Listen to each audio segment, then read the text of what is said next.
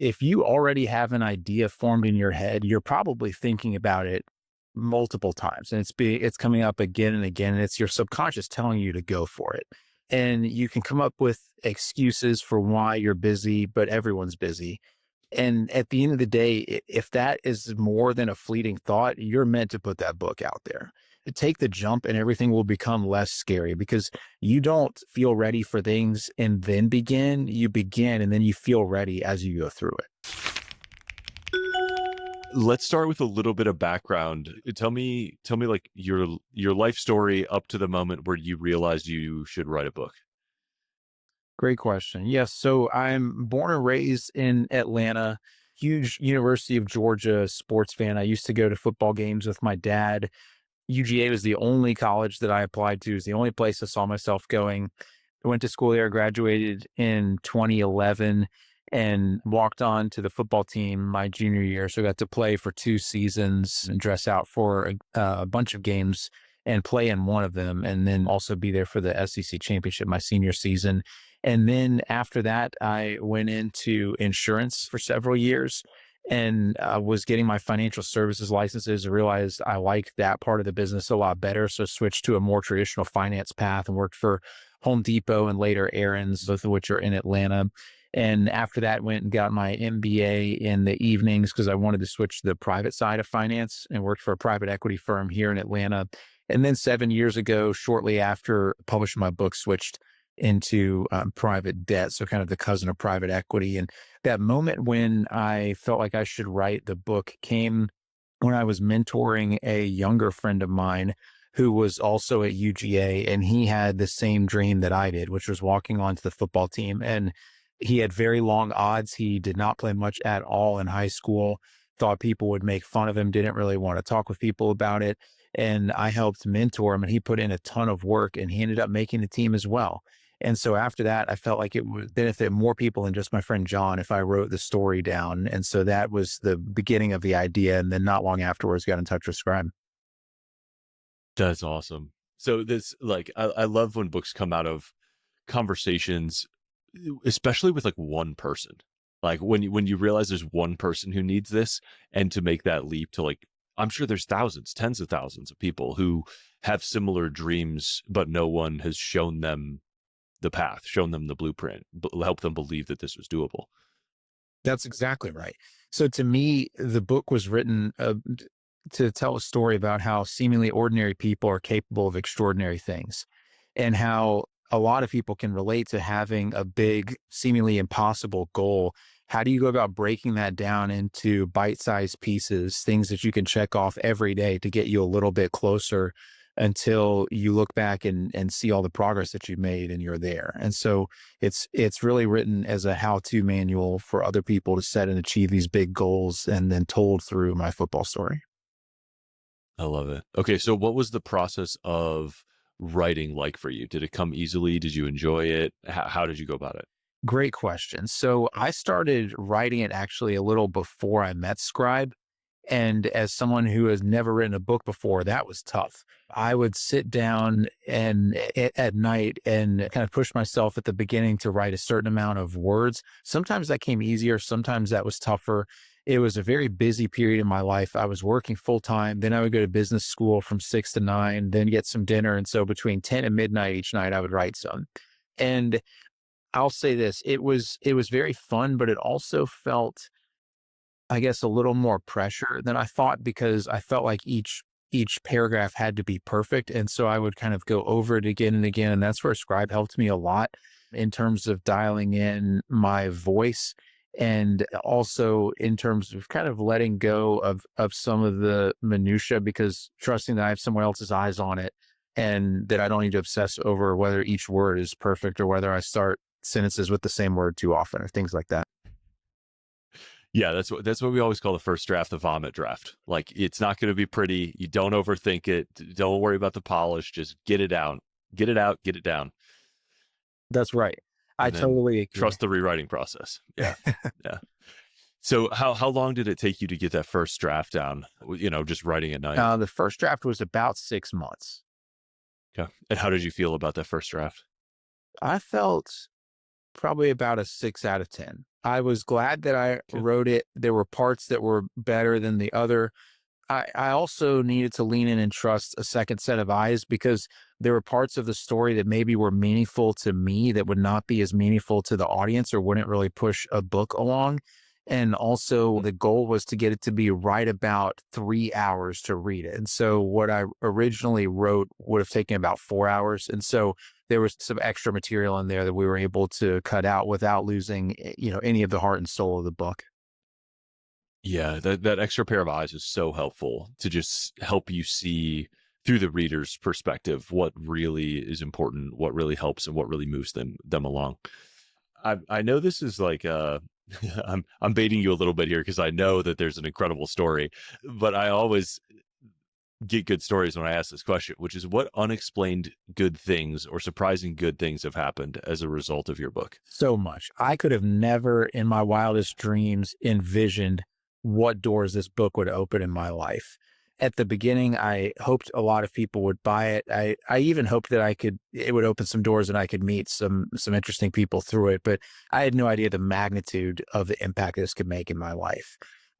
A couple weeks after it came out was when my now CEO read about it. He happened to be in the same fraternity that I was in at the same school a decade before me, and as part of the marketing, I'd reached out to my fraternity and had them add a few sentences to a monthly alumni email. And so my now CEO reached out to the head of the alumni chapter and said, "Hey, I love the story. I have to meet this guy. When can you set up a lunch?" So he got my contact info. And I could tell immediately that it was going to be a home run fit. It wasn't that long. It was probably a month and a half after that when my old private equity job changed a good bit. They went through a sale of a good amount of their portfolio. And so at that point, I jumped in with 2 feet with my new company, been there for 7 years, absolutely love it. It's just a perfect fit for my skill set in terms of dealing with, it's a finance job, but it's dealing with numbers and dealing with people. That's what I like a lot about it. I've spent, many years at the beginning of my career grinding away reports in a cubicle, and there's a lot to be learned from that. I'm sure a lot of that's changed now with AI, but that was helpful background work and laid the groundwork for me to have roles that increasingly allowed me to interact with people. And so that's what really made it such a good fit. So that was the big thing, was a job where I'm very happy and make more than I have before, just excellent fit for my skill set. And then over the last 2 years, I had a film production company that had gotten a hold of my book. And that was through an attorney that I know who's helped refer my company Hmm. some deals, and he's invested with us before. His name's John Myers, and he made an introduction to this film production company that was interested in turning the book into a movie.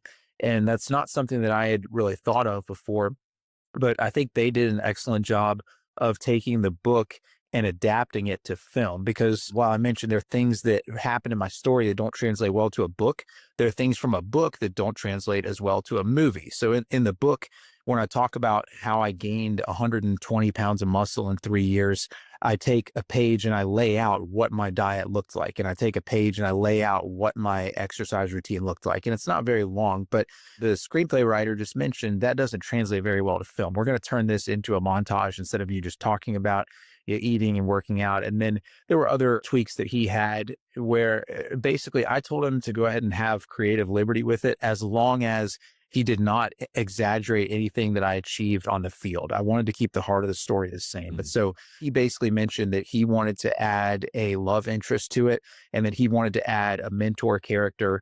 And so I gave him runway to create those. And so I think he did a great job with the script. His name's Alec Roth. I'm super excited to work with him. His dad, Eric, wrote the script for Forrest Gump, Dune, and A Star is Born. And Alex helped him on a few of those. And Alec actually just recently won the UK Film Award for his screenplay, Billy Knight, which has Al Pacino in it. So I was excited to work with him, really like where the script is.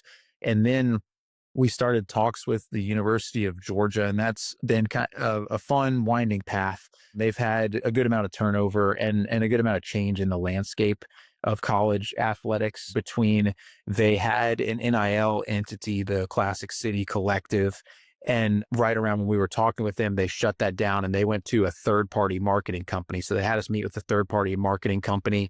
And then when the Supreme Court made the ruling that college football players are no longer student athletes, they're employees of the university. And the schools have to pay between the sports a $20.5 million recurring salary every year. That was an unexpected annual expense for these schools. And so they actually then fired the third party marketing group and started back up a new NIL collective under the name Glory Glory. So it's been an adventure, I would say, but a good one as we kind of navigate the different people that are decision makers and that used to be decision makers but are not involved anymore. And so far to date, there has never been a film that's had UGA or its football facilities in it. There are a lot of other big schools that have been in a movie before. Everyone thinks of Notre Dame and Rudy, but more recently, there's been safety with Clemson. There's been Arkansas with Grader. Tim Tebow's movie Run the Race shows Florida. Touchback has Ohio State in it. Even if you go back long enough, Forrest Gump has Alabama and Bear Bryant in it. And so Georgia is one of those big schools that has never been in one of those movies. And so it was not a small ask of them to be willing to let us film at their facilities, which was important to us because we wanted to showcase what they're like. And we also didn't want to have to create all these sets from scratch. And so it ended up being a really good partnership. And so those are the two massive doors that were opened by the book that I would have never, ever guessed when I was writing it. That's unbelievable. I mean, so are you going to be the new Rudy? Is that what's going to happen here? There are a lot of parallels for sure. I totally understand that. So yes, that is the goal. There's some things that are different. We were actually just talking about film comparables the other day and why that one is not the greatest because they were having to forecast what the VHS tape sales look like. And that's a very different environment than what it now looks like with doing limited film release streaming services. But at the heart and soul of the movie, yes, that type. Yeah, I was thinking of like the piece itself, which is cool. Is it's such a formative movie for so many people, and I can absolutely imagine a Rudy of our era resonating. I know that this is well, who plays you in an ideal world? Who do you wish? Who do you think would emulate you as an actor? Who brings the star power to you on screen? Yeah, we talked about that, and it has to be someone who is young enough to get away with playing me. Like it, initially when we were talking through the dream list, they said, "Well, couldn't it be great if we got Glenn Powell? He's a star, but he's too old to be playing a college player." That's why in his TV show, Chad Powers, it's the joke is that he's, 28 or something and pretending to be a college football player. So basically, in order to make this as efficient as possible and impactful, they wrote the budget at $6 million for it. And so the couple actors that they came up with are Patrick Schwarzenegger. He was recently in White Lotus season 3, and he's, kind of in the process of becoming a star, just kind of getting some leading roles. He's the right age. I would absolutely love for his dad to play the strength coach in the movie. Oh my God, that would be hilarious. Also, he's got the genes to put on huge muscle in a short amount of time, and that becomes great content, backstory for the movie. That would be awesome. That's right. And he's been the kind of the first one we thought of alongside Tanner Buchanan. May not be as well known yet, but he played Robbie Keane in the show Cobra Kai and part of the Karate Kid franchise. He's another athletic guy, young enough to play a college kid. There's some other names they're considering, but those are the first two that came to mind. And so the idea is they want to have a bigger name play the mentor role because that role is going to have 15 to 20 minutes of screen time. So you can have a bigger name actor without breaking the budget. So far, the two that they want to reach out for, and this would be, shooting for the moon, would be Denzel Washington or Al Pacino. They feel great about Al because he was just in their movie Billy Knight that's coming out in the next couple months, and he's called them saying that he'd love to continue working. He actually just had a son 2 years ago, so he's kind of going through a career revival and wants to get back at it in the swing of things. Cool. So they want to shoot really big for that mentor role. And so that'll be, in terms of cast, that'll be the majority of the budget. Love it. So is there anything replicable for other authors in how this happened for you? I talked to a fair number of authors that are interested or think that their books or memoirs have movie potential. How did this happen for you? Good question. I hesitate to take too much credit for it because it kind of fell into my lap through my network. It was kind of And you don't have like, it's not like you have an entertainment network. It's just happened to be your personal I network. don't, Yeah. correct. So it was just an attorney friend of mine who happens to know, other people that are attorneys. One guy was a film attorney that was involved with it.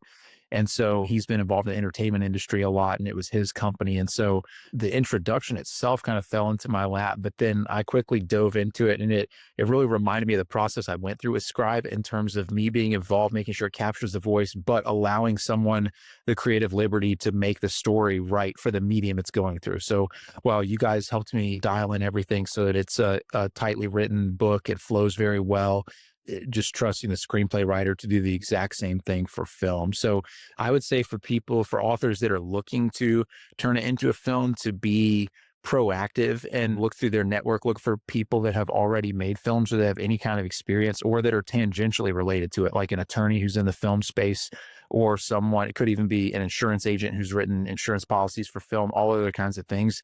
It really is about Mm. who you know. I've since gone to some film events and made some good contacts, but I would say being proactive about that is important, and making sure that you're connected with the right people who have the same kind of vision that you do and want to take it the same way you do.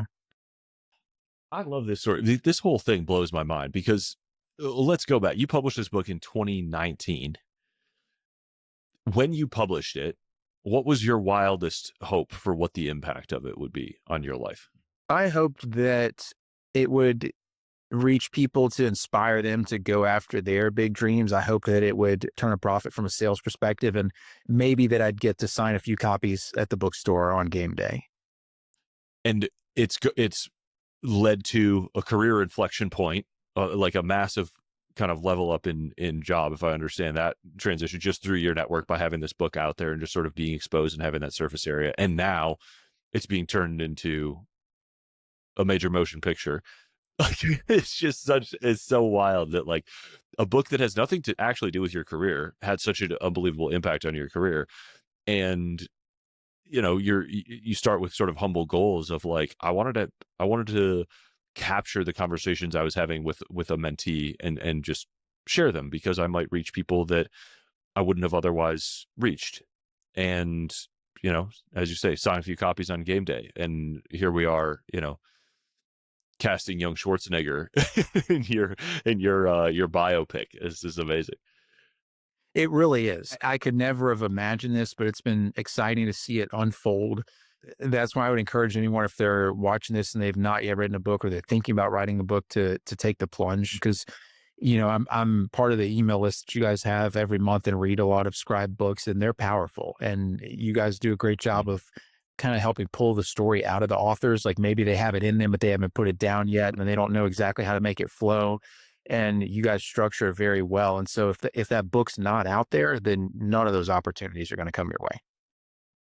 Yeah, it's difficult to explain to people that haven't felt the tailwind. Like I describe a book as like a multiplier effect on everything else you ever do. It's like a tailwind for the rest of your life. And it's hard to imagine that if you can't if that's why I love collecting these stories and sharing them with people, because the more of them you hear, the more you're kind of like, "Oh my God, wow, this really I don't know exactly what's going to happen, but I know that if I increase my surface area and I put this like amazing sort of package of myself and my expertise and my story out there, like more good things will happen." I think there is an overflow into other areas of life because, writing a book is no small venture. It's something big. Even if you've done it before, it's something big, let alone if you have not. It's Mhm. really taking a plunge, and it's scary putting yourself out there. What if people judge me? What if people don't like it? What if only my mom buys a copy? Things like that. And so by forcing yourself to push through your fear and really build something with it, you build your courage muscle. So it becomes that much easier in other areas of your life to push through a little bit of fear. And so I think it adds significant momentum that spills over into like work, relationships, all kinds of areas of your life, because you had the willingness to go through something that could be difficult and could be time consuming, and that you could easily make a million excuses not to do. And you chose to actually do the work and go through the process. And it is a process. You're not going to come up with a book idea and then the very next day be taking pictures with the cover. So the fact that someone's willing to set a goal like that and put in the work, it makes it that much easier in any other area of life to follow through with other goals that you have. Yeah, that overcoming that fear of being judged and the persistence to stick with a big long-term project. I think you're absolutely right. It's a huge so many people dream of writing a book and so few sort of go through the process and the work and muster the courage to get it done. So kudos to you and it's great to see it bearing fruit, especially unexpected and massive juicy fruit. How did you get it out there once it existed? You know, this has all happened over the last like 7 years. How did you approach sort of, I don't know how you want to think about it, marketing, promotion, just getting it out there? Because I should also say, like, the book is done well, but it's by no means like it's not like this became a rapid bestseller. Like, you know, it's not on the front shelf of Barnes and Noble. Like these things are happening, even though it's still a relatively like niche Mhm. book, I would say. Yep, I agree with you. I thought the Scribe team was excellent. I got the marketing package, which helped me a lot. I gave them a list of websites, companies, things I would like to go on podcasts, and they got me on all of them except for ESPN. And that was kind of shooting for the moon.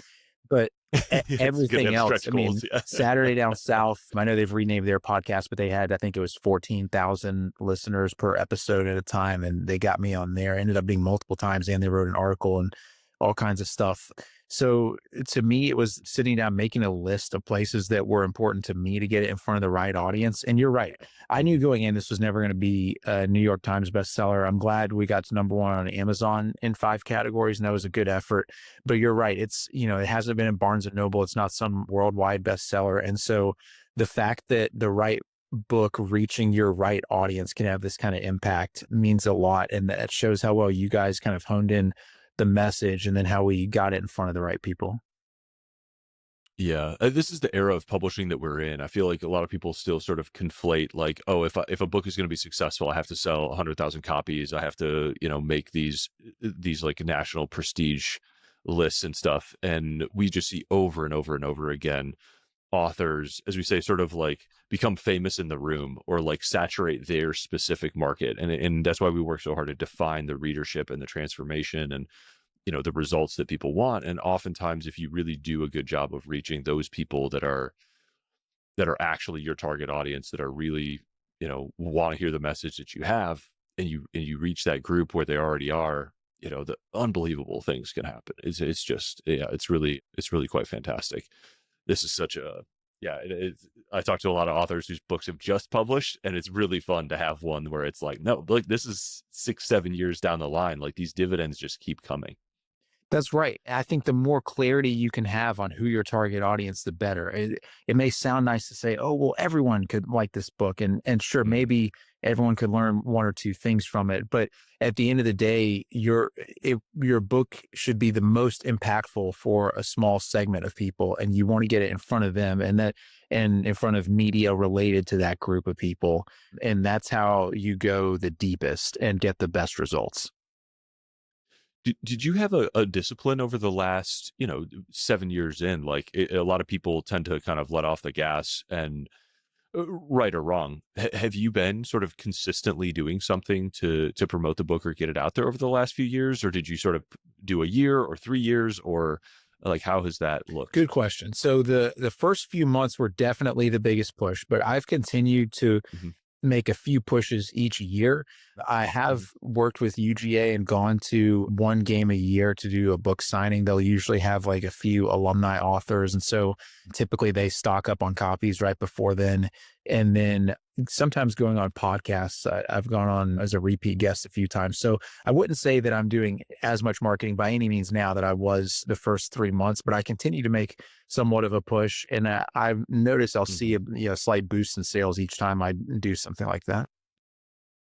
Yeah, that's a really good model, is finding the things that happen every year to sort of like attach and keep that drumbeat so that it stays relevant, but you don't feel like you're still kind of sprinting at launch pace, but you bring it up when it's relevant and when kind of the tide rises. Yeah, super interesting. Is there any more detail to that on like how are you reaching out to those podcasts? Do you just focus on the ones that you've been on before? How did you approach that university originally to kind of become part of that alumni author network? Great question. Yes. So for the podcast, it's typically people in my network or people who I've gone on with before that I'll follow up with. And maybe, once a year they'll have like a season preview episode and they think I'd be a good guest Mhm. for it or something like that. In terms of University of Georgia, I got the email address of the bookstore manager and just reached out. And they had been, I guess, wanting to mix it up and have a couple different authors there. I think they had a group of like a core 5 authors that were there at that event every year and had wanted to bring in a couple new books. And so they were excited to add someone else to that. And so it has been kind of continuing those same relationships, but that's because those reach the target audiences, and that's who I want to get in front of. Mhm. Yeah, that's so. Did you have any sort of platform when you started? Did you have an email list? Did you have a social media audience? Anything like that when you launched this book? Nothing. I started a Facebook page Amazing. for the book on launch day. that's aw- that's awesome, and speaks to, I think, the success you can have if you are thoughtful about who your reader is and where they already are, and you can be proactive about accessing platforms like UGAs and like the games and the alumni networks and your fraternity network, your personal networks. This is fantastic. I think a lot of people are, especially if they try to go the traditional publishing route, sort of feel cowed when someone's like, "Oh, you don't have 100,000 people on an email list, like then we can't, then you're never going to sell enough books." And I hear plenty of stories of authors just like you are kind of like, "No, the book was kind of I started building my platform on the book. I didn't have 10 years to build my platform before the book came out." And I hear amazing stories, and I've done quite a few interviews on this podcast about authors that have sort of the book led to the platform rather than the other way around. I think that happens really often. I mean, that immediately makes me think of David Goggins, who went through Scribe right around this exact same time that I did. And I wasn't familiar with his story, but I really was after reading that book. Yeah. Yeah, he definitely, he was kind of just starting to take off, and it was a similar thing where traditional publishing didn't see the value in him. They gave him offers, but really low offers, and he was like, "Nope, this is, I know what this is worth. I know I'm going all in on this. I know this is going to be a huge success." And he was obviously right, so he bet on himself, and the rest is history. It's an incredible story. One of the most successful memoirs of all time. It's certainly the most successful independent self-published memoir. One of my kind of traditional closing questions here is what advice you have for other authors who are in the spot you were maybe 2017, 2018, when you were just kind of starting to flirt with this idea, teetering with like, do I need a book? Do I not? Is this worth it? How do I go about it? What advice do you have for somebody who's in that spot on the road right now? I would say that if you already have an idea formed in your head, you're probably thinking about it multiple times, and it's coming up again and again, and it's your subconscious telling you to go for it. And you can come up with excuses for why you're busy, but everyone's busy. And at the end of the day, if that is more than a fleeting thought, you're meant to put that book out there. And so just take the jump and everything will become less scary because you don't feel ready for things and then begin. You begin and then you feel ready as you go through it. I love that. I catch a lot of authors who are like really stuck on what step 8 is, and I'm like, you haven't even started step 1. By the time you get to step 3, step 8 will be clear. But it's really hard to map every maze and make every decision until you start going, and the right next step sort of reveals itself along the way. Action reveals information, I like to say. Amazing. Thank you so much. Where should people follow along? It sounds like there's a lot of news coming. Where can we pick up the book? Where should we follow the Candler Cook story? Yeah, absolutely. So you can pick up the book on Amazon. You can follow the story either on LinkedIn or Facebook. Okay. Just your name, your personal accounts is where you share Yeah. this? And Cool. and on From Underdog to Bulldog, the book name. Okay. From Underdog to Bulldog. This is going to be a really cool. Is that the same? For now, that's the same working title. Once we get the director in place, they may decide to change that. But for now, that's the title of the script. Amazing. Okay. This is going to be a really exciting thing to watch unfold. Thank you so much for the thoughtful advice, the time, and the inspiration. I think this is going to really help people understand the unconventional and surprising ROI of getting their books out there in the world, and hopefully encourage them to do so. Yeah, thanks. I really appreciate it, Eric. All right. Take care, Chandler. Thanks.